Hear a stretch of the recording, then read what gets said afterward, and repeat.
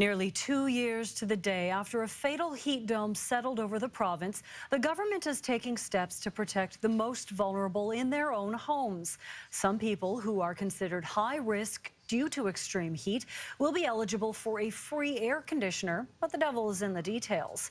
Our Penny Deflos is here now, and Penny, that heat dome showed us how deadly high temperatures can be for many people. Well, especially seniors and people with disabilities, Nafisa, and don't forget, nearly everybody who died during that heat dome was indoors at the time. That's why the province is plugging in millions of dollars to buy thousands of air conditioning units, but really it's a drop in the bucket and rather late in the game. It's been nearly 2 years to the day the heat dome sent mercury soaring, killing 619 people. But even last year, 16 people died from hyperthermia amid exceptionally high temperatures. We are witnessing a range of health impacts that are directly linked to changing climate patterns. And so the province is shelling out $10 million for thousands of air conditioners.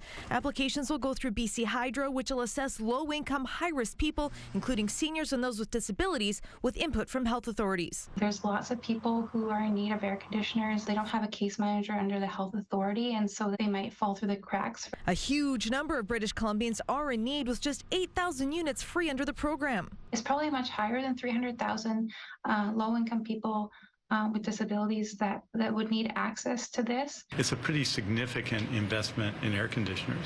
It may be that demand exceeds it and we will have to do more, but this is an extremely strong statement and start in terms of focusing in on vulnerable people. At this point, there's also no funding for the increased hydro bills, but the issue of surviving hot temperatures in homes not designed for them is also on Ottawa's radar, with federal ministers in town talking about millions more to respond to extreme heat events amid climate change. To create more opportunities for people who are particularly vulnerable, and our seniors and people with disabilities, to be able to access, cleaner air, cooler air, to help them through these difficult events. None of this will happen quickly, including the free air conditioners, which they're aiming to start rolling out this season. We still have to purchase and acquire and install air conditioners, and that can take some time. So we're proceeding.